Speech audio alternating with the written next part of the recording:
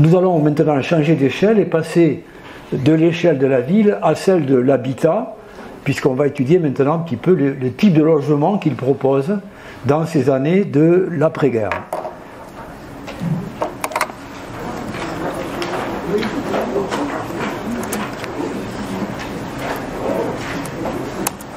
Voilà, donc nous allons nous intéresser de plus près au type de logement qui sont conçus par Auguste Perret et son équipe d'une douzaine d'architectes. Je vous rappelle, il y a une douzaine d'architectes, soit locaux, soit parisiens, qu'il a réunis pour réaliser cette reconstruction. Donc ici, vous avez une figuration en élévation de la première tranche de ces logements reconstruits qui portent le nom de logement Isaïe. Alors, rien à voir avec le prophète biblique. Isaïe, c'est une de ces formules que dont l'administration française a le secret. Ça veut dire exactement immeuble sans affectation individuelle. Alors, bon, formule un peu mystérieuse, dont je répète, l'administration de l'équipement a le secret. En tout cas, pour nous, ça veut dire concrètement une série de logements qui sont financés directement par l'État et intégralement par l'État et qui vont être donnés aux personnes qui ont été qui ont vu leurs biens détruits par les bombardements à titre de compensation. Au lieu de leur donner des sommes d'argent qui sont difficiles à débloquer à ce moment-là, dans la France d'après-guerre, on préfère construire et faire un système de compensatoire finalement aux premières victimes de ces bombardements. Ici, on est au centre de la ville, dans ce qui est donc d'un côté la place Gambetta, qui se trouve ici, et de l'autre côté, un peu plus loin, au bout de cette rue, la place de l'Hôtel de Ville. Donc voilà la préfiguration de ce premier îlot, ou de cet ensemble d'îlots qui vont donc constituer un peu un terrain d'expérimentation, un véritable laboratoire à grandeur nature, auquel donc est attaché Auguste Perret, qui va s'occuper personnellement de concevoir les logements de cette tranche-là. Et une fois que la phase d'expérimentation sera terminée, on va donc étendre à l'ensemble de la ville les formules expérimentées dans cette partie-là. Alors voilà sur une photo d'époque à quoi ressemble, vous voyez déjà, cette première tranche. On est dans les toutes premières années, je n'ai pas la date précise, mais je présume que c'est probablement 46, 47 que cette photo a été prise. Vous voyez, on voit bien ici toute cette partie encore complètement vide. Et vous remarquerez sur la photo ici en particulier, là et là, par exemple, les baraquements. Les baraquements qui abritent donc les sans-abri, précisément. Ceux qui ont tout perdu pendant le bombardement de septembre 1944 et qui se retrouvent donc à la rue, littéralement. Il y a des milliers, plusieurs dizaines de milliers de sinistrés. Et parmi eux, il y en a plusieurs milliers qui ont tout perdu. Voilà. Donc c'est à cela que s'adressent en priorité ces premiers bâtiments qui sont des copropriétés privées. Ce n'est pas du tout des HLM ou des HBM qui étaient en vigueur à l'époque, mais ce sont des copropriétés privées qui sont donc, je le répète, conçues pour être données à ces sinistrés de manière compensatoire. Alors vous voyez ce que je vous avais dit dans le cours précédent, la conception générale en îlots ouverts qui alternent des bâtiments bas de 3 étages, comme ici, et des tours d'environ une dizaine d'étages, et qui sont conçus de manière à laisser pénétrer au mieux la lumière, le soleil, pour que ces appartements, chacun d'entre eux, reçoivent donc son lot de lumière, conformément aux théories hygiénistes qui sont en vigueur dans le mouvement moderne, dont Auguste Perret est un membre éminent. Alors voilà, maintenant, deuxième considération, la volonté de la part d'Auguste Perret de concevoir une trame constructive régulière qui va lui permettre de standardiser en quelque sorte la construction de ces logements. Car un des enjeux de la reconstruction dans tout le pays, comme dans d'autres pays européens, c'est d'arriver à construire dans un délai assez bref, en quelques années, à reconstruire un parc immobilier qui a été détruit très largement. Il y a un sentiment d'urgence qu'il faut régler, et donc il s'agit, si possible, de concevoir une architecture qui soit standardisée et industrialisée autant que possible, de manière à pouvoir produire, si possible, plusieurs centaines de milliers de logements par an. C'est ça un peu l'objectif qui est fixé par le ministère de la Reconstruction et de l'Urbanisme dont je vous ai parlé la semaine dernière. Alors voilà le choix d'Auguste Perret, c'est de concevoir l'ensemble de ces bâtiments et au-delà l'ensemble des îlots et de la ville à partir d'une trame unique de 6,24 m. Alors pourquoi 6,24 m?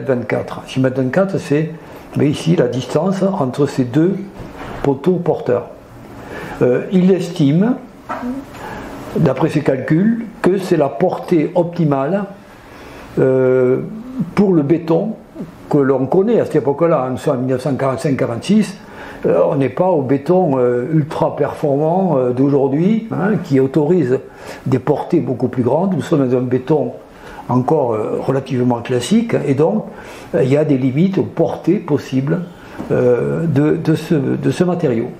Donc lui, il estime que 6 mètres, autour de 6 mètres, c'est la portée optimale pour concevoir l'ossature du bâtiment. Et deuxième choix, qui est un choix à la fois constructif et esthétique, c'est que cette ossature est laissée, vous le voyez, apparente.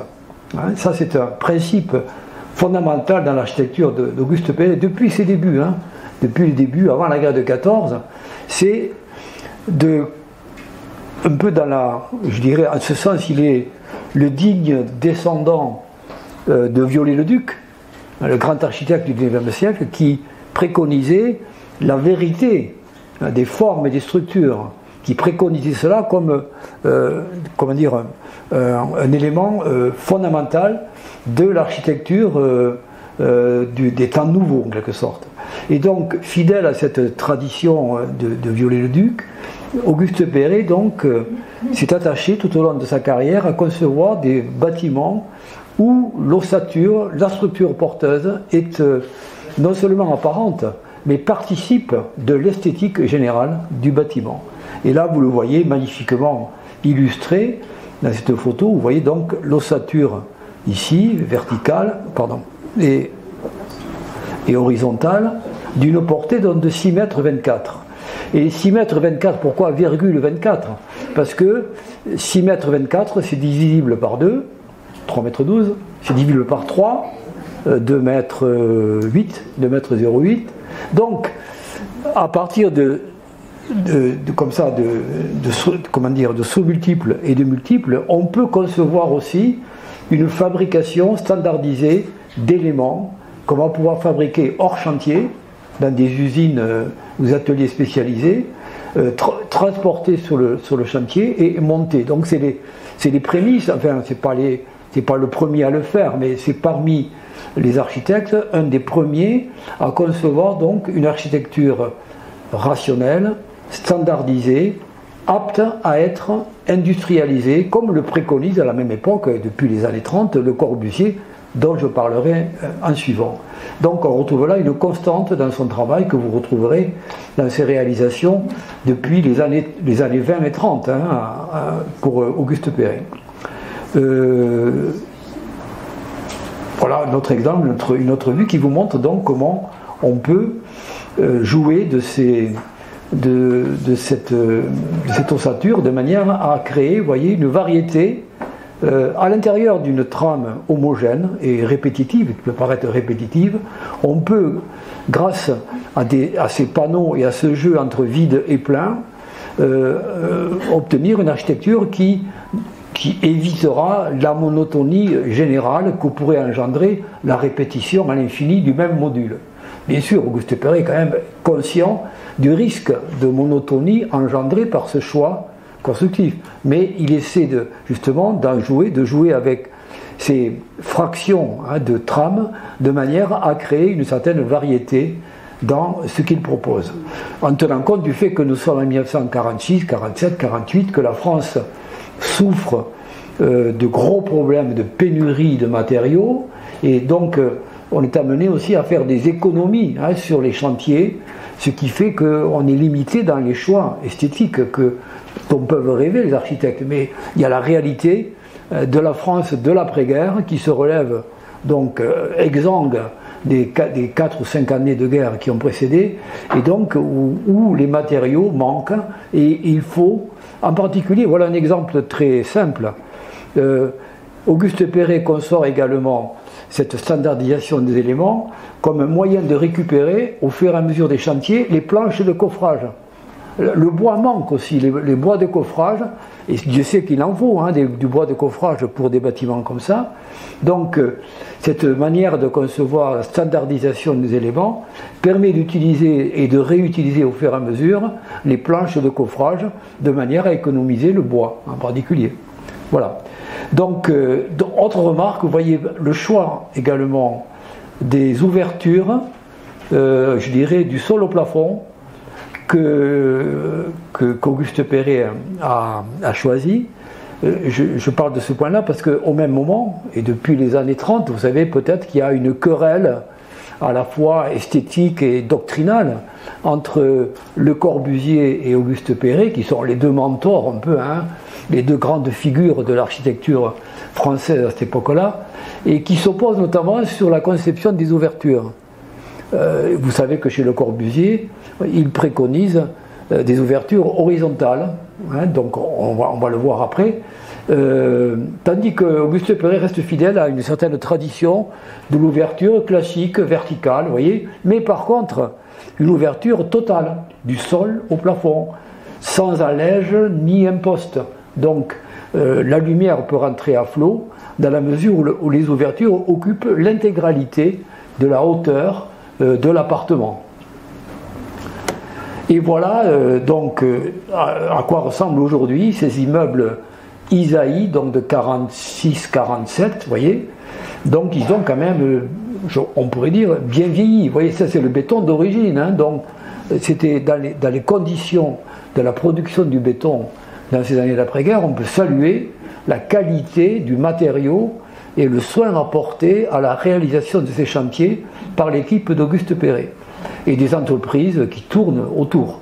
Donc je crois qu'il faut saluer quand même l'effort qui a été fait à ce moment-là pour offrir à l'échelle d'une ville entière une architecture qui tienne la route sur le long terme. Je dis ça parce qu'on ne pourrait pas dire la même chose de certaines architectures de bâtiments collectifs des années 60 et 70, qui ont, eux, vous le savez, très mal vieilli, et dont le béton même, le matériau, a été souvent très altéré. Ici, non. Bien sûr, aujourd'hui, il y a des opérations de rénovation de ce matériau, mais globalement, c'est un matériau qui a tenu la route. Voilà. Autre exemple de préfabrication, vous voyez, dans cette première partie du chantier, Auguste Perret a commandé 3500 encadrements de fenêtres, donc préfabriqués et apportés sur le chantier, ce qui a permis évidemment de faire des économies, car un des objectifs était évidemment de viser au moindre coût, tout en offrant une qualité d'habitat tout à fait remarquable. Qualité d'habitat que nous allons voir maintenant d'un peu plus près à partir de quelques photos simplement. Vous pouvez, si vous allez au Havre, visiter un appartement témoin de l'époque qui a été reconstitué avec à la fois le décorum et les meubles. Vous savez, aujourd'hui il y a un certain engouement pour les meubles des années 50, pour le design des années 50. Là vous l'avez sous les yeux avec ces meubles tubulaires en particulier, qui sont une nouveauté à l'époque, les premières tables en formica, tous ces matériaux nouveaux qui sont aujourd'hui un peu décriés, mais qui à l'époque étaient la modernité en marche de la France et de l'Europe de l'époque. Vous remarquez, vous voyez justement ce que je vous disais à propos des ouvertures, vous voyez combien la lumière rentre à flot grâce à ce choix des ouvertures du sol au plafond. Autre élément important, la salle de bain. Ça, la France était particulièrement en retard sur le plan, à ce niveau-là, sur le plan de l'équipement des logements en salle d'eau, en toilette. Donc là aussi, il y a eu un effort de standardisation et on a pu concevoir des blocs, on pourrait dire des blocs toilettes, qui ont été fabriqués sur chantier, mais qui ont été préfabriqués et posés en grande partie dans l'appartement. Alors vous voyez, bon là toujours pareil, les meubles de design années 50, et vous remarquez ici au premier plan, un poteau porteur en béton, laissé à nu, et laissé à nu volontairement, car Auguste Perret est partisan justement de la vérité des formes, de la vérité des matériaux. Il faut que le matériau porteur apparaisse avec sa noblesse. Et donc on va travailler le matériau de manière à l'anoblir. Et on peut dire que c'est un des apports d'Auguste Perret depuis ses premiers travaux de la rue Franklin. Vous vous rappelez l'immeuble de la rue Franklin près de la place du Trocadéro à Paris, jusqu'à l'époque que nous étudions, vous savez qu'il meurt en 1954, donc là il est quelques années avant sa mort, hein. Et donc jusqu'à la fin de sa carrière d'architecte, il va préconiser de rendre apparent, j'ai dit tout à l'heure, la structure porteuse, mais aussi la nature du matériau. Et donc chez lui, souvent, le béton n'est pas enduit, n'est pas recouvert, il est laissé à nu, il est travaillé de manière à varier ses effets et son accroche de la lumière. Donc, voilà, je vais revenir sur le béton, voilà maintenant comment, dans le Havre d'aujourd'hui, se présente cette tranche que je vous ai un peu détaillée, cette première tranche des bâtiments, des immeubles et des logements Isaïe, qui donc se trouve aujourd'hui entre la place Gambetta, que vous voyez ici au premier plan, et la place de l'Hôtel de Ville, que vous voyez à l'arrière, avec sa tour beffroi, en quelque sorte, qui domine la ville. Au passage, vous remarquez ici à gauche, une architecture tout à fait étrange par rapport au contexte général, c'est ce qu'on appelle au Havre le volcan, c'est-à-dire la maison de la culture, la maison des arts et de la culture, qui a été édifiée ici dans les années 70 sur des plans de l'architecte brésilien Oscar Niemeyer, que vous connaissez sans doute. Les images en provenance de Brasilia ces jours-ci vous ont permis, à ceux qui ne le connaîtraient pas, de voir les immeubles de l'Altiplano, le siège du gouvernement et les trois pouvoirs à Brasilia, qui sont l'œuvre d'Oscar Niemeyer. J'en reparlerai, c'est à la fin des années 50. Mais on n'est pas loin de cette période-là. Mais là, en l'occurrence, Oscar Niemeyer, qui était proche du Parti communiste brésilien, au moment de la dictature des colonels du Brésil, celle que évoque avec nostalgie Bolsonaro, a dû fuir le Brésil parce qu'il était vraiment menacé, et il a trouvé refuge en France, où c'est le Parti communiste, notamment la section communiste du Havre, car le Havre est devenu une ville communiste à ce moment-là, enfin, depuis les années 50, qui va l'accueillir et lui donner un certain nombre de chantiers, dont cette maison de la culture, ici au Havre, et à la même époque, le siège du parti à Paris, place du colonel Fabien. C'est intéressant de voir un peu comment aussi la modernité entre dans une ville, la modernité des années 40-50, celle d'Auguste Perret, modernité des années 70, l'architecture tropicaliste, on pourrait dire, de Niemeyer, qui surgit comme un élément de modernité qui s'ajoute à la modernité de la ville. Et voilà, vous voyez, également les choix d'Auguste Perret de composition urbaine, avec une volonté, vous voyez, de retrouver les grandes compositions urbaines à la française, tout en évitant la monotonie. Vous voyez que, par exemple, on a ici des blocs d'immeubles qui sont séparés, ce qui permet d'éviter un grand alignement qui aurait été effectivement un peu monotone.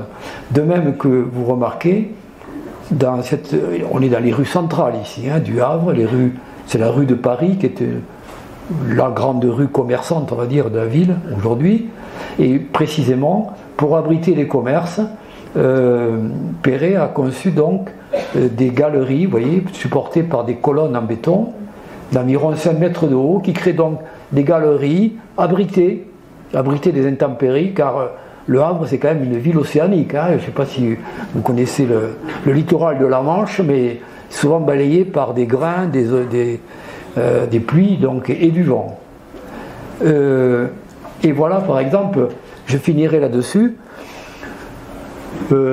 quelques exemples du travail fait sur le béton pour justement vous montrer que le béton d'Auguste Perret, c'est quand même quelque chose qui est très travaillé et qui a été conçu pour être justement, comment dire, pour procurer des émotions esthétiques différentes, différenciées en tout cas, une accroche différente de la lumière, et créer ainsi donc une esthétique qui permet de rompre avec la monotonie qu'aurait pu entraîner, comme je l'ai dit tout à l'heure, la répétition des mêmes modules constructifs et toujours du même matériau, le béton.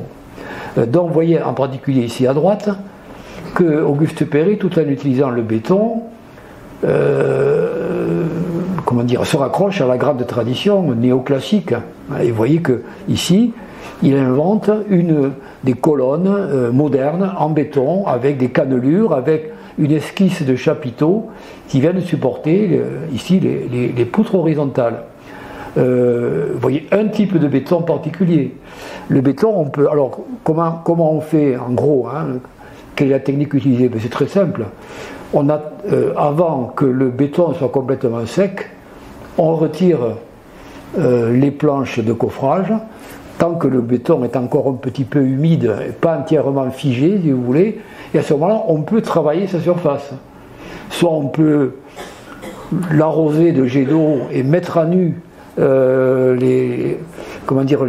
granulométrie du béton, et là, Auguste Perret va utiliser des graviers de taille et de couleurs différentes. Il y a aussi des choix esthétiques dans le matériau même, au cœur même du matériau. Ou bien on peut le boucharder, c'est-à-dire le gratter en quelque sorte avec des instruments particuliers qui créent des effets différents. Donc il y a différentes méthodes qui permettent de travailler la surface du béton et de procurer ainsi au béton une variété qu'il n'aurait pas s'il n'était pas travaillé comme ça. Alors vous voyez par exemple ici, bon, j'ai rapproché la tour de l'hôtel de ville de bâtiments qui sont à côté et vous voyez qu'on a des couleurs différentes hein, avec la même lumière. Donc on a quand même une variété insoupçonnée, alors qu'on pourrait craindre, je le répète, une grande monotonie. Voilà peut-être l'endroit où c'est encore le plus visible, c'est la fameuse église Saint-Joseph dont je vous ai parlé la semaine dernière, avec son extraordinaire élan vertical procuré par cette tour lanterne qui la surmonte. C'est une église à plan carré, surmontée par une tour, que voici en plan plus serré, si vous voulez. Vous voyez la variété hein, dans la construction même qui procure des accroches à la lumière tout à fait différentes. Et n'oubliez pas que le ciel change constamment au Havre. Hein. On est tout le temps en train de changer de ciel, un coup de vent et puis hop, le ciel se dégage, un coup de vent et puis hop, la pluie revient. Donc l'accroche à la lumière est extrêmement importante quand on veut créer des effets comme ça de variété. Voilà de plus près, vous voyez, les différents types de matériaux de béton, un béton lisse, un béton granulé si vous voulez, et puis ici les vitraux si on veut, en tout cas les éléments vitrés qui sont conçus par une vieille connaissance d'Auguste Perret qui travaille avec lui depuis les années 20, Véronique Huret. Ceux qui ont regardé mon cours sur Auguste Perret, première partie, se souviennent peut-être de l'église du Raincy, dans la banlieue parisienne, qui a été construite dans les années 20. Et les vitraux de ce mur de lumière qu'il y a dans l'église du Raincy ont été conçus par la même artiste verrière qui est Véronique Huret. Et qui a donc travaillé là 20 ans après, on pourrait dire, ou 25 ans après, de nouveau avec Perret sur l'église Saint-Joseph. Voilà, à l'intérieur, vous voyez l'élévation magnifique de cette tour, hein, qui est vraiment tout à fait étonnante et qui est vraiment un très très beau spectacle que vous pouvez donc voir si vous allez visiter le Havre. Et pour finir sur le Havre, donc en matière de conclusion, c'est intéressant de noter que l'image de la ville du Havre s'est complètement transformée sur plusieurs décennies. Au lendemain de la guerre, c'est une ville sinistrée, qui n'existe plus pratiquement, rasée de la carte, et qui renaît de ses cendres. Sous la houlette de son maire, Pierre Courant, vous vous rappelez, Pierre Courant, dont je vous ai dit la semaine dernière qu'il est celui qui a inventé le plan qui porte son nom, le plan Courant, qui a été très utilisé dans le logement social dans les années 50 et 60. Pierre Courant, donc, était maire du Havre. Il était, on va dire, assez à droite, issu de proches, enfin même membre du mouvement des indépendants et paysans, qui était quand même dans l'éventail politique français le plus à droite avant l'extrême droite, en gros. Hein. Bon. Dont un des représentants les plus éminents était Antoine Pinet, qui a été Premier ministre, chef du gouvernement pendant les années 50. Donc il a été maire sous Vichy, donc maintenu par Vichy. Hein, donc ça veut dire qu'il était quand même, c'était un homme sûr pour Vichy. Hein. Donc du coup, au moment de la libération du Havre, il a été révoqué. Et ce n'est que 2 ans ou 3 ans après qu'il a été de nouveau élu comme maire, cette fois, jusqu'au milieu des années 50. C'est la grande période de la reconstruction de la ville. Et à ce moment-là, au milieu des années 50, la ville bascule politiquement et devient un fief communiste, qu'elle est restée pendant une quarantaine d'années, avec un bastion ouvrier, les dockers, etc. Vous voyez, la ville ouvrière un peu par excellence. Et donc, pendant 40 ans, l'image de la ville s'est transformée et a été accolée au Parti communiste. Alors nous sommes à l'époque de la guerre froide, ce qui fait qu'il y a eu de grosses polémiques, et avec des arrière-pensées politiciennes, hein, de bas étage, mais enfin, pendant un certain temps, les opposants au Parti communiste ont associé le Havre au communisme, et donc l'image du Havre est devenue celle d'une ville à la soviétique en quelque sorte. Hein. Donc on a donc le béton, la monotonie, tous ces thèmes-là ont été utilisés par les adversaires politiques de la municipalité du Havre pour discréditer en quelque sorte l'architecture et l'urbanisme de la ville, abusivement associé à un alors qu'il était l'œuvre d'Auguste Perret, qui était loin d'être un communiste, hein, puisque on a vu qu'il était lui aussi assez proche finalement au moment du gouvernement de Vichy. Et donc, cette image-là a eu lorsque il y a eu un changement de majorité dans les années 90, et la ville est revenue à droite. Et donc, d'ailleurs, notre ancien Premier ministre, dont je m'échappe à l'instant, est maire du Havre. Donc c'est bien la droite qui est aux commandes depuis les années 90 dans la ville du Havre.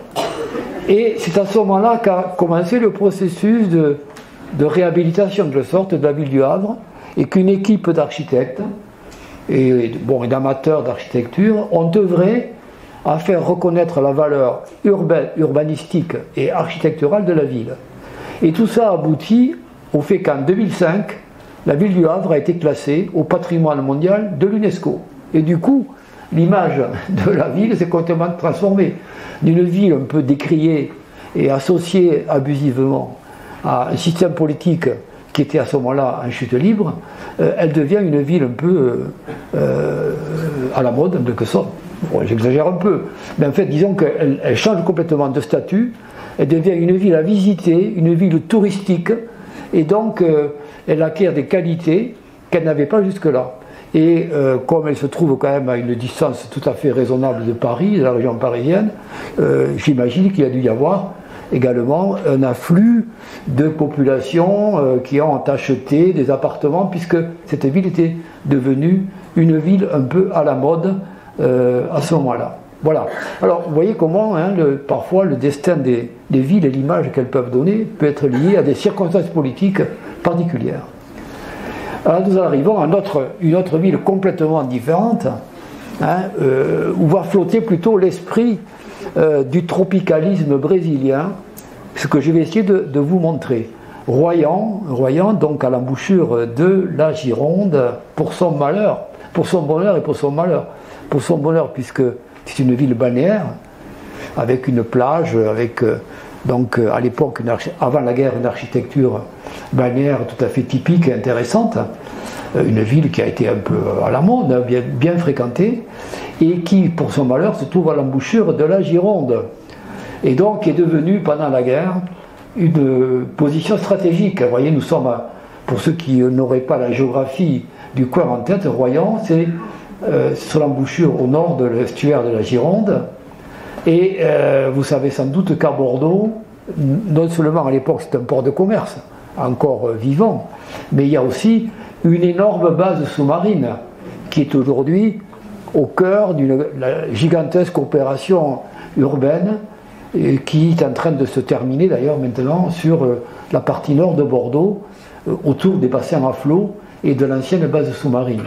Donc cette base sous-marine et le port de Bordeaux était gardé à l'entrée par des positions, donc vous voyez ici les bunkers allemands pour le malheur de Royan, et en face du Verdon. De l'autre côté de la Gironde, vous avez la localité du Verdon qui garde donc l'entrée de cet estuaire devenu stratégique. Et à l'époque où nous sommes, à la fin de la guerre, Royan est devenu une poche allemande, c'est-à-dire que fait partie de ces poches de l'Atlantique qui restent entre les mains de l'armée allemande alors que la guerre est en train de se terminer, que déjà 95% ou plus du territoire français a été libéré, que les armées alliées marchent sur le cœur de l'Allemagne à la fin de l'hiver 44-45. Il subsiste sur l'Atlantique un certain nombre de poches, dont ici la Pallice, ici, et La Rochelle, et puis Royan. Donc, finalement,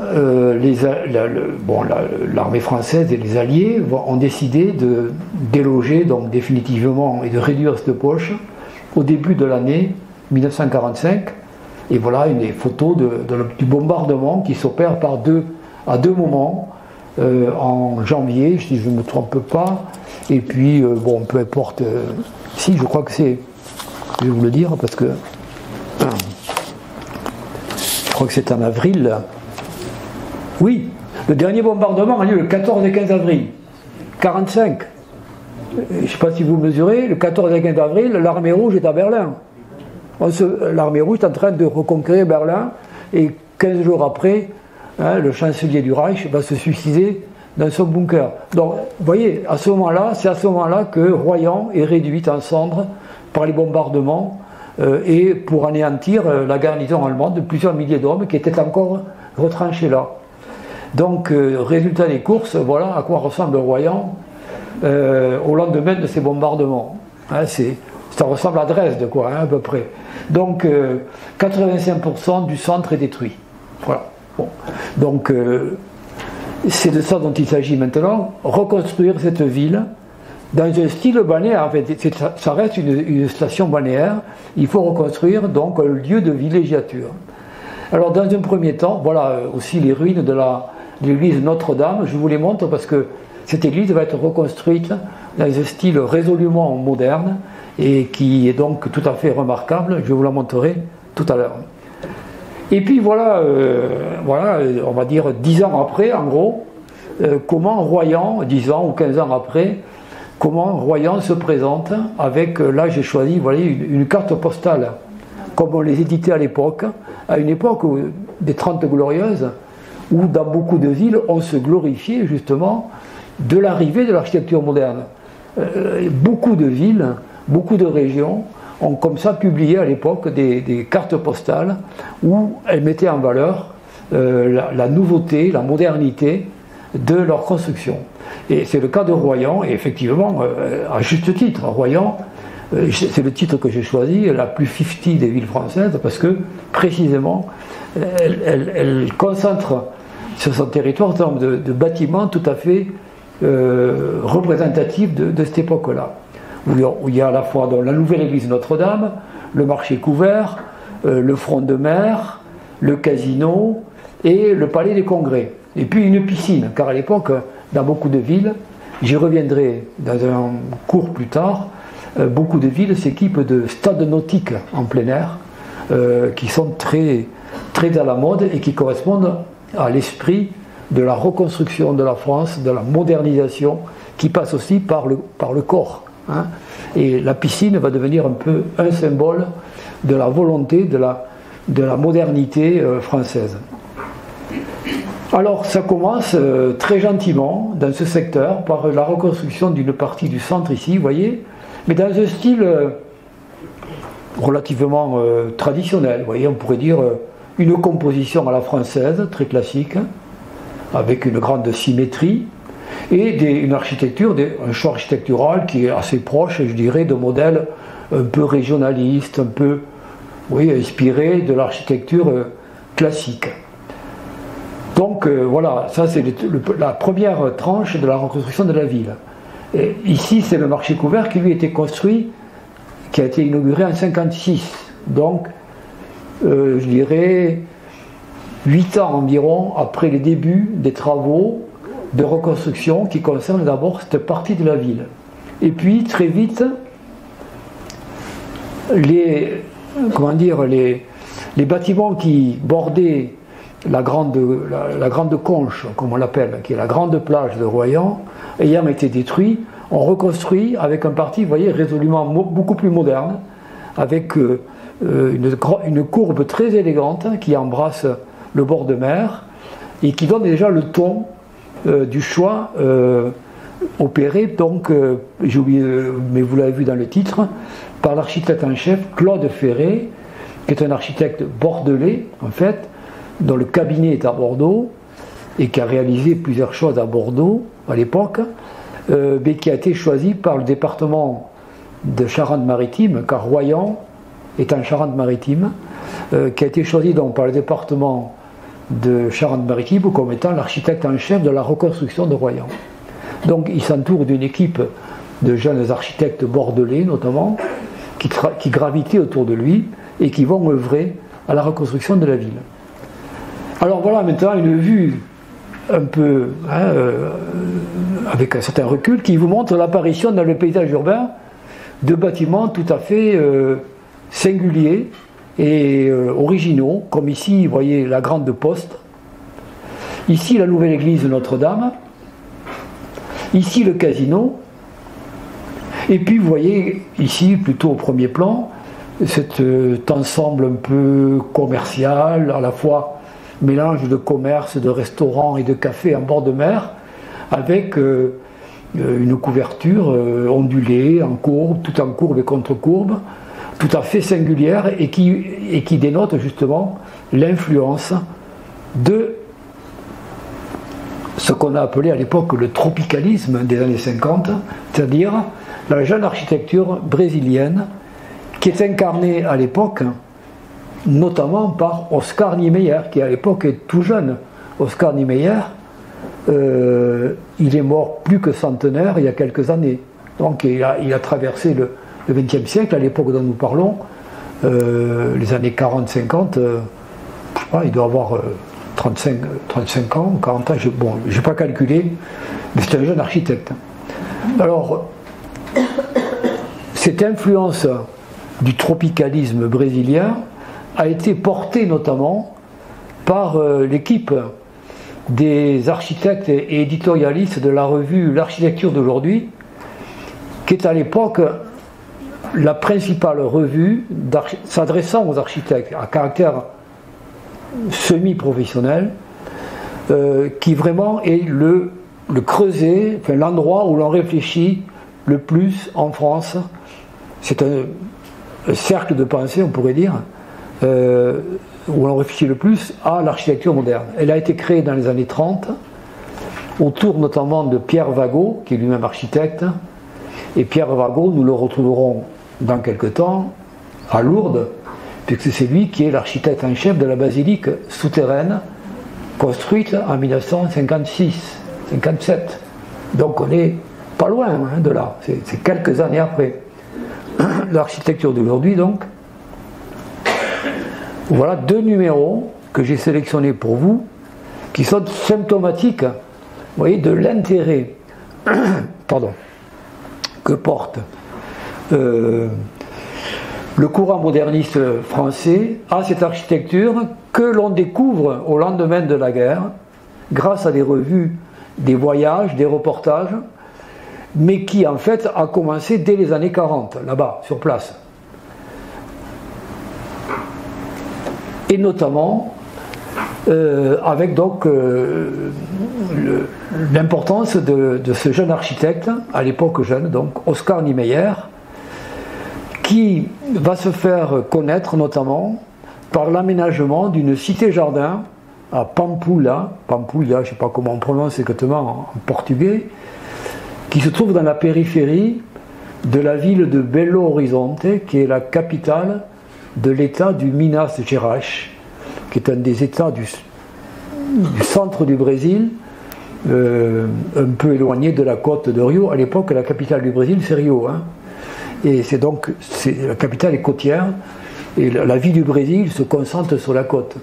Le Minas Gerais, c'est un état qui est à l'intérieur, où se trouve donc Belo Horizonte, qui en est la capitale, et qui va être le tremplin politique du nouveau président du Brésil, qui est donc Kubitschek, qui, vous le voyez, fait la une de Time Magazine américain. Nous sommes en 56, vous voyez la date en haut à droite. En 56, Kubitschek vient d'être élu, c'est le nouveau président du Brésil. Il a fait son début de carrière dans le Minas Gerais, où il était tour à tour maire et député, en quelque sorte, maire de Belo Horizonte et député, ou sénateur, je ne sais plus très bien, de l'état du Minas Gerais.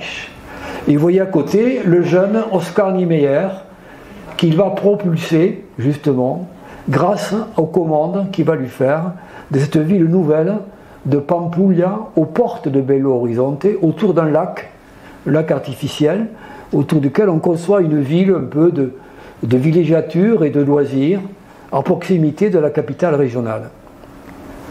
Et voilà justement quelques exemples de cette architecture tropicale que les Français, que les architectes français découvrent à l'occasion principalement de publications et pour les plus privilégiés de quelques voyages.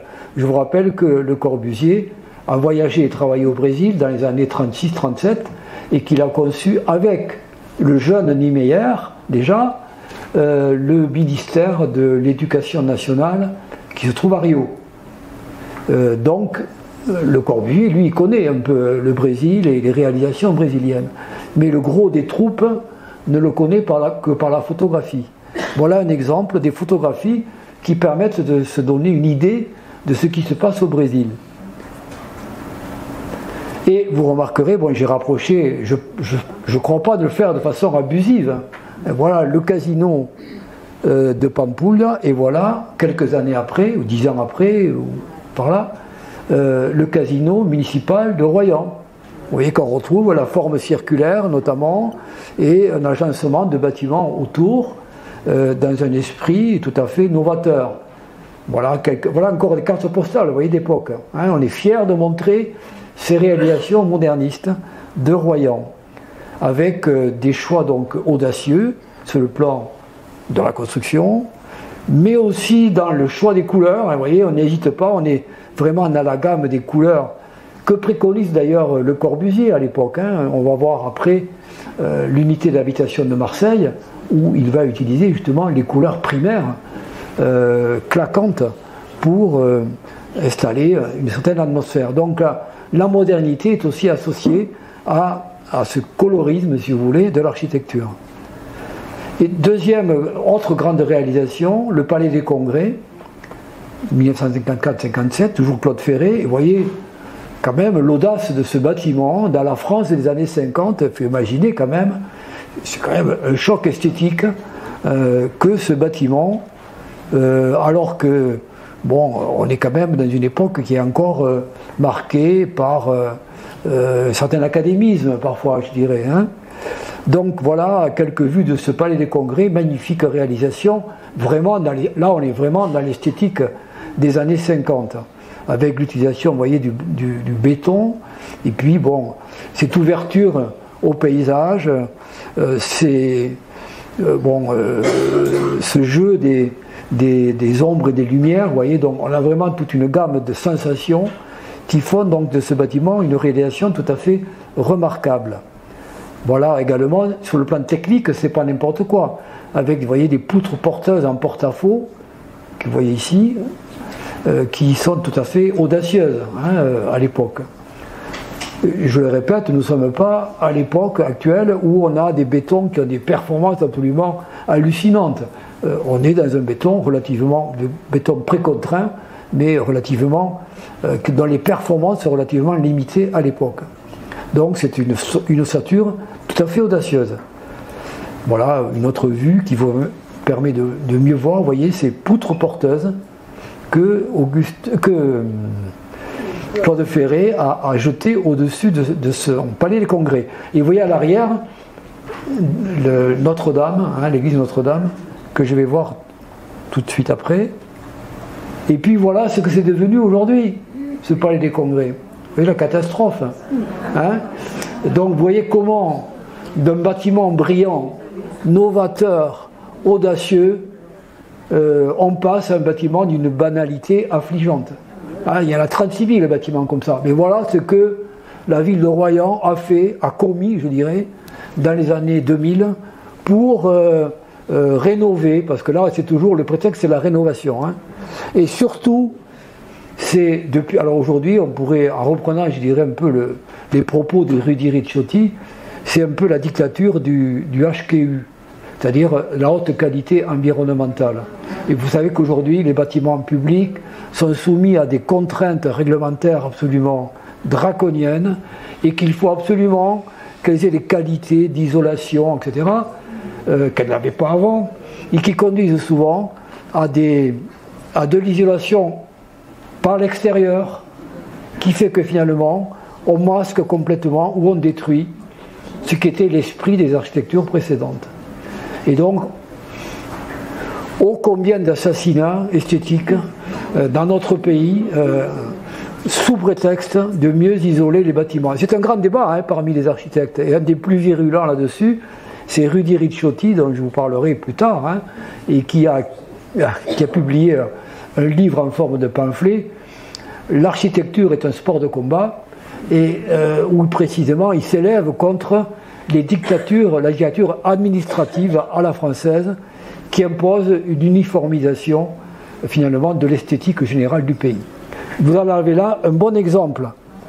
Donc c'est une architecture effectivement qui est souvent en danger, celle des années 50, y compris dans notre ville. Et ici donc, pour poursuivre notre parallélisme entre Niemeyer et Royan, voilà un de ces chefs-d'œuvre à l'époque, donc l'église de Pampouille, l'église de Saint-François d'Assise, avec ce béton, vous voyez, incurvé, ce béton, on pourrait dire presque, pour reprendre une image un peu facile, mais qui danse un peu la samba, quoi. On est au Brésil quand même, et donc il y a quelque chose de l'esprit brésilien qui passe dans cette architecture, avec ses formes un peu, on pourrait dire, néo-baroques, en quelque sorte, qui anime ce béton, qui le fait vivre, qui lui donne un aspect qu'on n'était pas habitué à avoir en Europe à l'époque. Voilà quelques vues de ce bâtiment tout à fait remarquable, qui n'est pas énorme, vous voyez, mais qui a beaucoup frappé, évidemment, les esprits en France. Et vous voyez que, là encore, sans tordre le bras à la réalité, je crois que le marché couvert de Royan, conçu donc dans ces années 55-56, se rapproche énormément de l'esprit, vous voyez, avec ces volutes de béton, en quelque sorte, qui couvrent le marché, avec ses couleurs. Vous voyez aussi, ça c'est encore une fois une photographie d'époque. Et vous avez donc ici la rénovation actuelle de Royan, où on a essayé de retrouver les couleurs un peu d'origine. Et voici, vue du ciel, vous voyez, la magnifique couverture. Et de l'intérieur, sur une photo en noir et blanc d'époque, avec cette lumière diffuse, zénitale et latérale, tout à fait remarquable.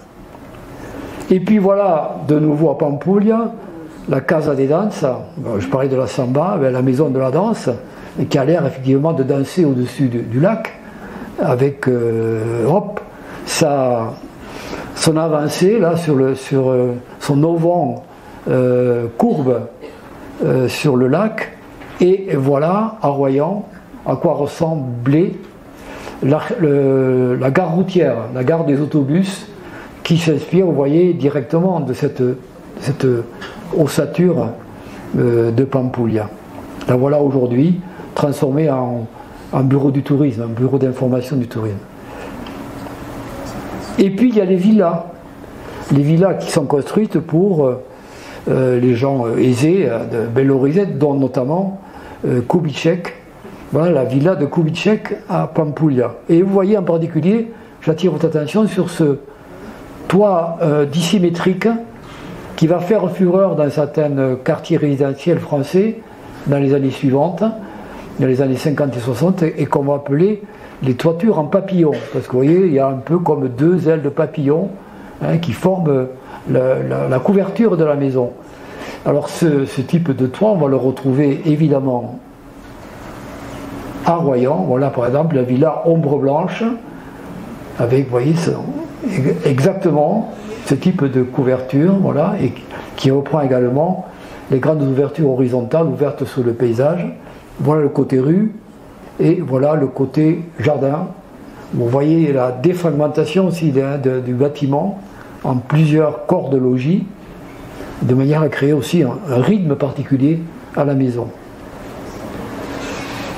Ne pas oublier non plus qu'à la même époque, toujours en Amérique, on invente un nouveau type de villa qui va également se répandre dans les villes de villégiature françaises, mais aussi dans les quartiers résidentiels un peu chics.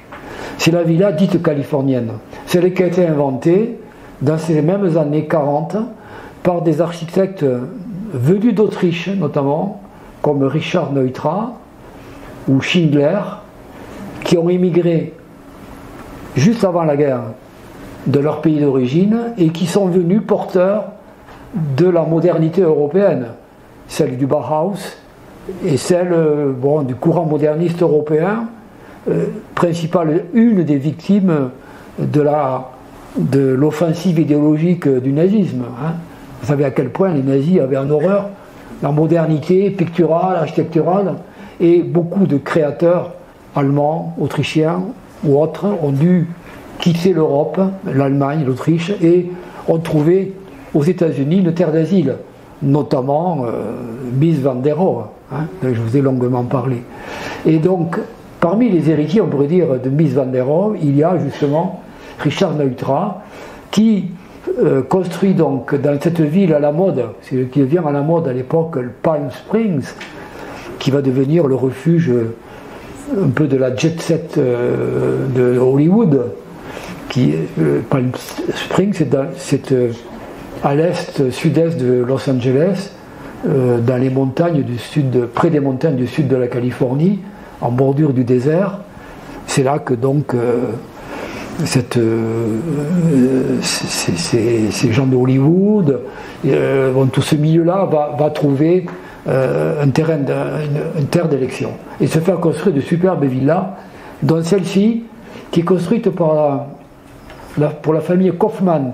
Je ne sais pas si vous vous souvenez, tout le monde connaît la maison sur la cascade de Wright, que je vous ai aussi présenté autrefois, il y a quelques années.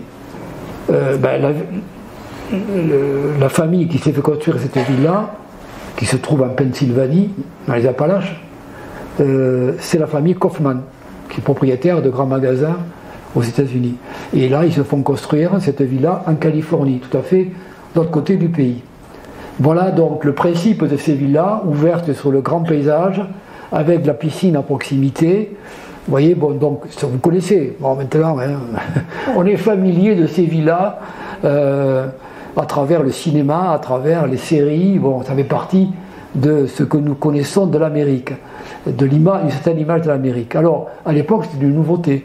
Et donc, voilà, justement, à Royan, une villa californienne, typique de ces années-là, où on voit très bien ce style californien qui est importé en France.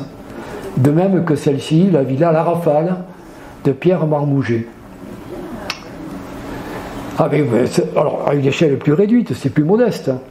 Les revenus ne sont pas les mêmes. Mais c'est le même principe de villa ouverte sur le paysage, de grandes ouvertures, la piscine à proximité, la maison un peu sur pilotis. Voilà, bon, des caractéristiques tout à fait qui sont devenues communes de ce type de villa. Et puis elles autorisent également des fantaisies architecturales, comme ici la villa dite Grille-Pain. Là, c'est plutôt dans le centre-ville de Royan.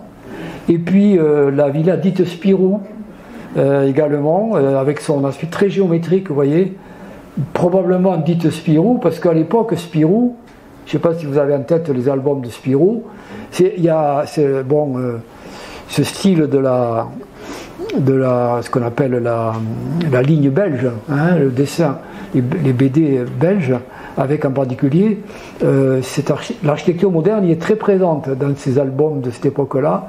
Et je pense que le nom de la villa tire son nom, citer quelques châteaux fameux, et vous arrivez à la pointe du Verdon, au Verdon, la pointe de Grave, et là vous avez un bac qui vous permet de passer en voiture, de traverser la Gironde et d'arriver par la mer à Royan. C'est quand même autre chose que d'arriver par une périphérie urbaine, vous voyez, entre Lidl et bon, vous voyez ce que je veux dire. Donc, voilà une idée de traversée de la Gironde originale qui vous permettra d'aborder Royan dans de bonnes conditions et au passage de voir, si le temps est clair, le magnifique phare de Cordouan qui est à l'entrée de la Gironde et qui a été construit par Vauban sous Louis XIV pour garder l'entrée de la Gironde. C'est un magnifique phare de style classique français du XVIIe et qui est classé monument historique. Voilà pour Royan. Et nous allons parler là maintenant du cas particulier de Marseille. Cas particulier parce que lui, Marseille n'est pas victime de bombardements, même s'il y en a eu un peu à la fin de la guerre. Il n'y a pas eu des bombardements intensifs comme ceux de Royan ou d'autres villes. Et par contre, le Vieux-Port a connu un sort singulier qui mérite quand même qu'on s'y arrête un moment. Voilà une photographie du Vieux-Port, de la rive nord du Vieux-Port avant la guerre. Et ici, là, avec derrière le quartier du Panier, qui est le vieux quartier historique médiéval, disons, de Marseille. Donc voilà, ce quartier-là, il était comme ça jusqu'à 1943, jusqu'au début 1943. Et puis, bon, nous sommes donc, vous voyez, janvier 1943. Depuis novembre 1942, les Allemands ont envahi la zone sud. Depuis que les Américains ont débarqué en Algérie et au Maroc, les Allemands, en représailles, en précaution, ont décidé d'envahir la zone sud, celle qui était réputée zone libre, celle qui était gouvernée par Vichy. Donc la zone sud est occupée par les Allemands, et les Allemands arrivent à Marseille, donc en novembre 1942. Et c'est dans ces circonstances-là que début janvier, 2 attentats sont commis contre des troupes allemandes, contre des soldats allemands, soldats ou officiers, je ne sais plus très bien.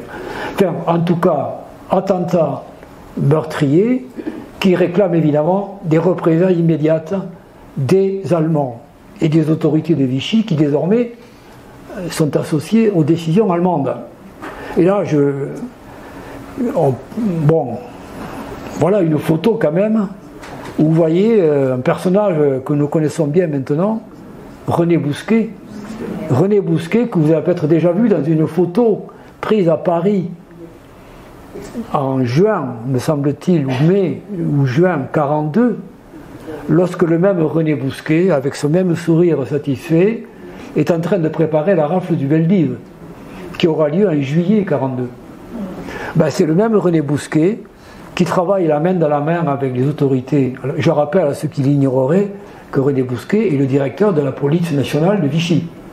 Et que donc il prépare la riposte des autorités allemandes et de Vichy à ce lâche attentat contre les autorités allemandes.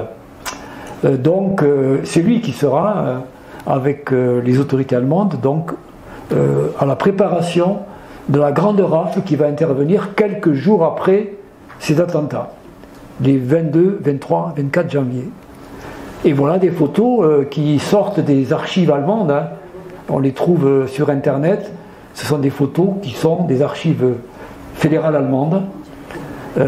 Et vous voyez donc le quartier du Panier, ce quartier qui est en arrière, le quartier nord donc, du Vieux-Port, quadrillé de concert par des troupes allemandes et des troupes françaises, et qui donc prélude à la grande rafle qui va intervenir pendant 3 jours, qui a été bien préparée, comme celle du Veldiv, comme l'attestent ces photos. Vous voyez que tout marche bien, la logistique marseillaise, pour une fois, elle marche. Donc les tramways sont là, les camions sont là, et ils sont prêts à accueillir les milliers de personnes qui vont être raflées pendant ces 3 journées funestes de janvier 1943. J'ai les chiffres, hein. Je vais vous les donner quand même parce que c'est bon à savoir. C'est un épisode qui est peu connu, hein. 6000 personnes ont été arrêtées, 1600 ont été déportées, dont 800 juifs environ.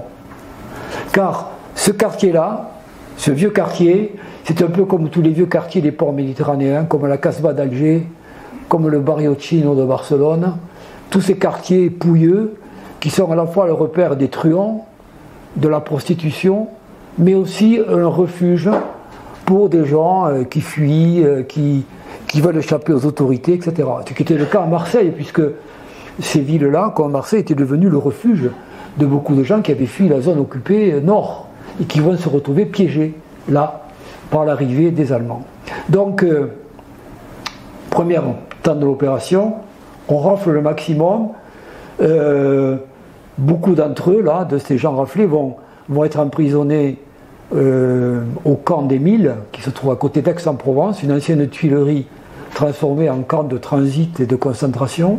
Et un certain nombre d'entre eux vont être expédiés à Rivesaltes, au camp de Rivesaltes, antichambre de Drancy, et de la déportation vers l'Allemagne. Voilà, bon, ça c'est pour l'histoire, le fond historique.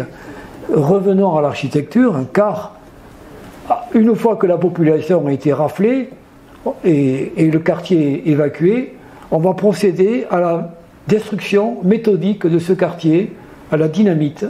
C'est donc les Allemands qui décident de détruire méthodiquement tout ce quartier. Et vous voyez les Marseillais, là, au bord du Vieux-Port, en train d'assister au dynamitage de ce vieux quartier, qui était le quartier historique, le berceau presque on pourrait dire de la ville de Marseille, qui est réduite en cendres, et qui voilà le spectacle de la ville après ces journées destructives. Et voilà une photo d'après-guerre, justement, le résultat des courses, hein, vous voyez ici tout ce quartier qui a été rasé et dont ne subsiste qu'un seul bâtiment ici, qui est l'hôtel de ville. La mairie de Marseille est toujours là, hein, c'est le siège historique de ce bâtiment du XVIIe siècle.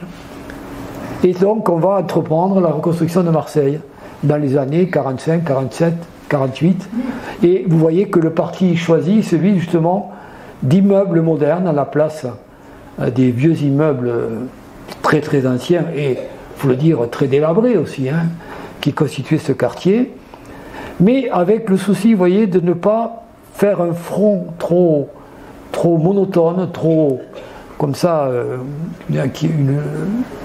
une des propositions de reconstruction, c'était de faire une grande barre qui aurait encadré l'hôtel de ville sur 300 à 400 mètres, vous voyez. Donc on aurait eu un effet assez massif, plutôt désastreux. Et finalement, l'architecte qui a été choisi, Fernand Pouillon, choisit un parti plus modéré, et propose une série de bâtiments de quelques étages, dont vous voyez ici les premiers pas. Alors c'est intéressant cette photo, vous voyez, la trame urbaine du quartier du Panier, ici avec ses ruelles médiévales. Vous voyez également ici la ville haussmannienne, vous voyez, une percée haussmannienne, c'est le cours de la République qui mène du vieux port au nouveau port que vous voyez ici, c'est-à-dire les bassins de la Joliette, qui était le cœur du port moderne à l'époque. Et puis au passage, vous voyez ici un très beau bâtiment, qui est l'hôpital de la Charité, construit au XVIIe, très beau bâtiment du XVIIe avec une église à coupole ici, et qui aujourd'hui est un centre d'exposition d'art contemporain. Et là, vous voyez la cathédrale néo-byzantine de Marseille, qu'on appelle la Major. Alors voilà, sur ce terre-plein, commence à pousser les immeubles, vous voyez, et on voit que le parti est de faire donc une série d'immeubles de taille modérée, taille raisonnable, de 4 ou 5 étages, et que vous voyez ici, sur une photo d'époque, vous voyez, qui permettent à la fois de créer un effet, relativement monumental. On est quand même en bordure du vieux port, donc on essaie de créer, Fernand Pouillon essaie de créer des immeubles quand même qui tiennent la route, qui s'imposent dans le paysage urbain, mais en même temps qui restent donc relativement modestes et qui permettent donc d'une circulation, hein, car c'est une ville vivante, hein, entre le vieux port et le quartier qui est derrière, donc il s'agit également d'assurer une circulation simple entre ce vieux quartier qui reste très très peuplé et le vieux port qui est quand même très animé à l'époque. Vous voyez qu'à l'époque il y avait encore des pêcheurs, hein, sur le vieux port, il n'y avait pas que des bateaux de plaisance. Voilà une vue d'ensemble, vous voyez, de ce nouveau front de mer en quelque sorte qui surgit à Marseille. Et voilà aujourd'hui, vous voyez comment ces bâtiments qui sont recouverts de pierres Fernand Pouillon a été chercher la pierre du côté du pont du Gard. Il a revêtu ces bâtiments de cette pierre calcaire du Gard, vous voyez, qui reflète bien la lumière et le soleil de Marseille. Et vous voyez qu'il a pris soin de créer des bâtiments qui sont en relative harmonie avec l'hôtel de ville, vous voyez, du XVIIe siècle. Donc voilà un choix architectural relativement raisonnable, je dirais, de Fernand Pouillon. Et voilà, tiens, voilà, justement, cette photo, vous voyez l'hôpital de la Charité, avec ces magnifiques galeries, là, 17e, c'est vraiment un très beau lieu. Voilà. Au passage, vous voyez ici ce terre-plein qui est vide sur cette photo, aujourd'hui il est plein. C'est là que se trouve le Mucem, hein, construit par Rudy Ricciotti, il y a une dizaine d'années, et qui est aujourd'hui un des motifs d'orgueil, hein, de la ville de Marseille. Voilà, on reviendra sur ça plus tard.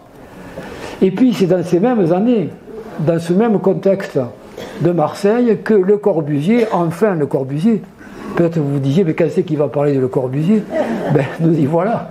Le Corbusier, voilà, il reçoit la commande d'une unité d'habitation à Marseille, grâce à l'influence notamment de Claudius Petit, hein, dont je vous ai parlé la semaine dernière, le ministre de la Reconstruction et de l'Urbanisme, qui a beaucoup œuvré à ce que Le Corbusier reçoive enfin une commande d'État. Car, tenez-vous bien, je l'ai dit déjà la semaine dernière, mais je le répète cette semaine, Le Corbusier, en 1945, le plus connu des architectes français, un des plus connus, sinon le plus connu, en tout cas il figure dans le petit groupe des architectes mondialement connus, n'a pas à ce jour reçu de commande officielle de l'État ou de l'administration française. C'est ça tout le paradoxe du statut de Le Corbusier dans l'histoire de l'architecture française. Et pour la première fois, grâce donc à Eugène Claudius Petit, il reçoit cette commande d'une unité d'habitation qu'il réclame depuis longtemps et dont il a fait déjà plusieurs propositions et qui finalement finira par s'élever dans le beau ciel de Marseille avec ses couleurs assez extraordinaires dans les années qui suivent. Elle sera inaugurée en 1952. Mais entre-temps, Le Corbusier, avant de se lancer dans ce chantier, il va essayer de trouver des commandes dans le cadre de la reconstruction des villes à ce moment-là. Et il va, là encore, rencontrer l'échec, ce qui montre bien qu'au-delà de la notoriété de l'architecte, il y a quand même la persistance d'une vieille hostilité à son encontre, et donc qui est très perceptible dans l'administration française publique. Donc il va y avoir 2 échecs successifs à La Rochelle et Saint-Dié, dont je vais vous parler maintenant, un petit peu en tout cas. Voilà.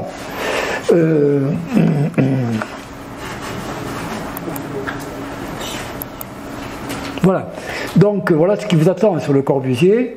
On va parler un petit peu de la reconstruction aujourd'hui. Et puis l'unité d'habitation de Marseille, un morceau de bravoure quand même, hein, dans l'œuvre de Le Corbusier. Et puis ces magnifiques réalisations qui vraiment sont tout à fait étonnantes. L'église de Ronchamp et le couvent de la Tourette, par exemple. Donc, pour finir, sur sa mort accidentelle en 1965, à proximité de son cabanon de Roquebrune-Cambartin sur la Côte d'Azur, en 1965. Alors, pour commencer, donc, Le Corbusier, bon, ces 2 photos pour vous montrer qu'à ce moment-là, au niveau international, au niveau mondial, j'ai inventé cette formule, héros de l'art moderne. Effectivement, il est perçu au niveau international comme un des grands créateurs du XXe siècle. Il est, vous le voyez sur la photo, et je l'ai choisi exprès évidemment, auprès de Picasso. Il est ici auprès d'Einstein. Il est une des grandes figures du XXe siècle. Il incarne la modernité du XXe siècle. Il incarne tous les défis hein, de ce siècle qui donc à ce moment-là il sort de 30 ans de malheur. L'Europe sort de 30 ans de malheur de la Première à la Deuxième Guerre mondiale, et donc il est une de ces figures qui incarne un espoir dans la reconstruction du monde moderne après Auschwitz, après Hiroshima, après les horreurs que le monde a connues. Et donc à ce titre, c'est assez paradoxal de voir à quel point cet homme-là, avec cette stature, reste encore très déconsidéré, voire voué aux gémonies par une partie, je dirais, du grand public. Mais ça, c'est pas étonnant, le grand public n'a pas de culture architecturale en général. Donc, disons, le grand public, parfois, a un regard un peu distancié par rapport à l'œuvre de Le Corbusier, mais je parle ici des édiles, je parle des responsables, je parle des gens qui dirigent le pays. Hein, or, il y a peu d'hommes qui ont rencontré autant d'hostilité de la part d'une partie de l'administration, en tout cas, française et de l'État français en général. Alors donc, d'où le fait qu'il a commencé par des échecs, en particulier pour la reconstruction de la Palisse, qui a été victime aussi une des poches atlantiques. Voilà, la ville de La Rochelle est ici, le port de la Palisse est là, et entre les deux, il propose de construire, vous voyez, une sorte de cité-jardin avec des unités d'habitation, dont je vous ai dit qu'il a élaboré un peu le schéma de principe dans les années 30, autour de l'idée de la ville radieuse en particulier, qu'il publie avant-guerre. Donc voilà une proposition pour La Rochelle, la Palisse, qui n'aura pas de suite. Voilà quelques plans qu'il propose. Vous voyez qu'il propose des variantes. Hein. Vous voyez ici la vieille ville de La Rochelle avec son enceinte, le vieux port ici. Et puis donc voilà ici une proposition de bar de type unité. Je dis bar pour parler vite. Ce sont des unités d'habitation. Hein.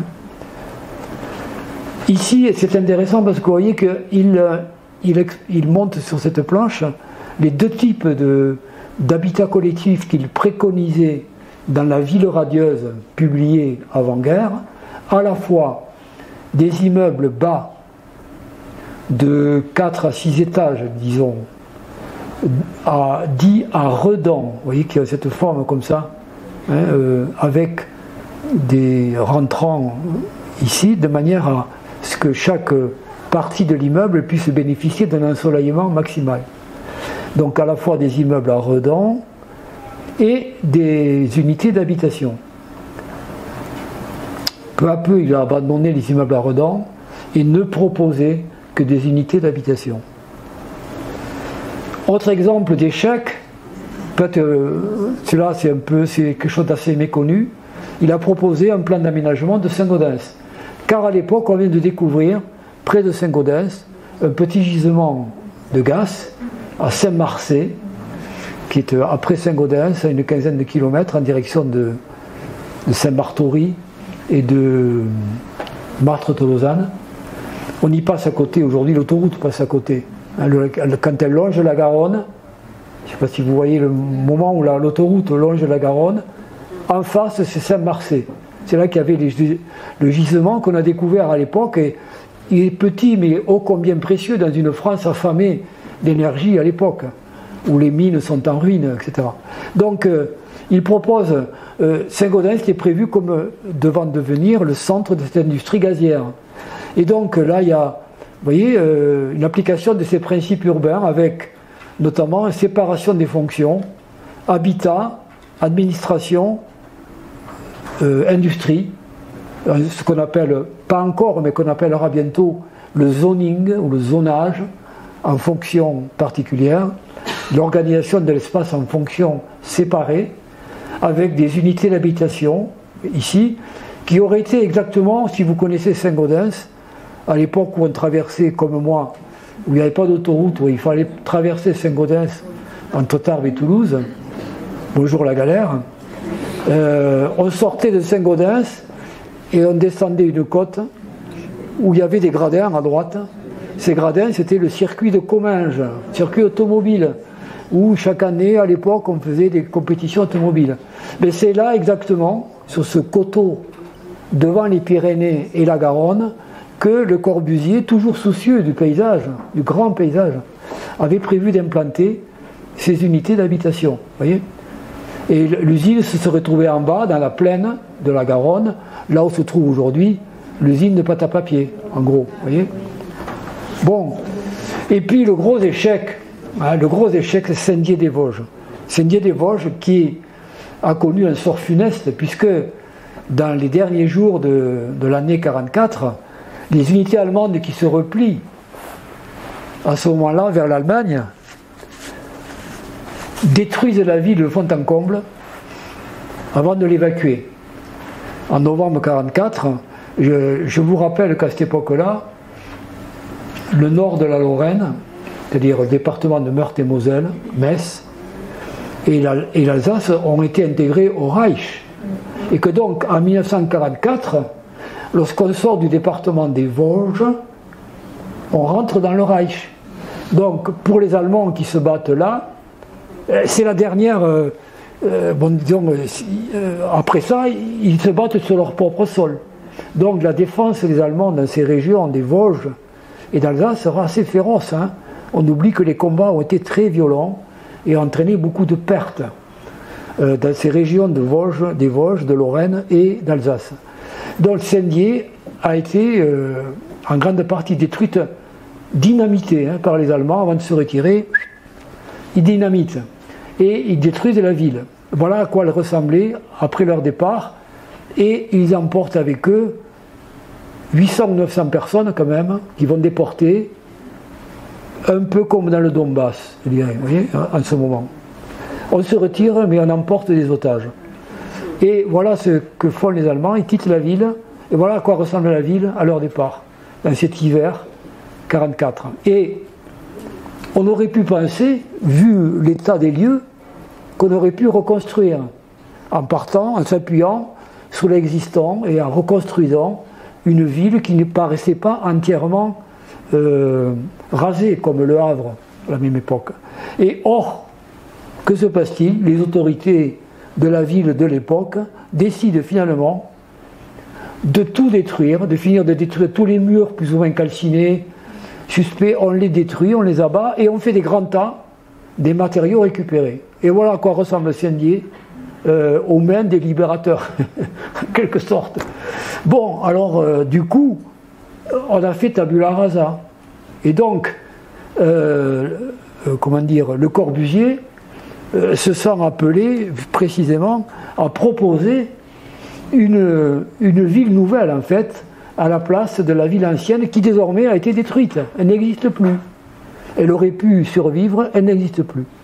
Donc, dès voyez, l'été 45, il s'attelle à prévoir devant des... Je suis en train de regarder l'heure, parce que je vais devoir m'arrêter.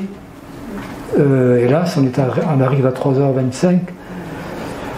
Je sais qu'il y a un cours après moi, à 30, donc ce serait raisonnable de s'arrêter là.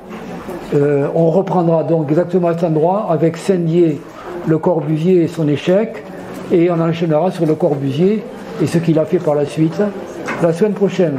Donc je vous donne rendez-vous mercredi prochain et merci de votre attention.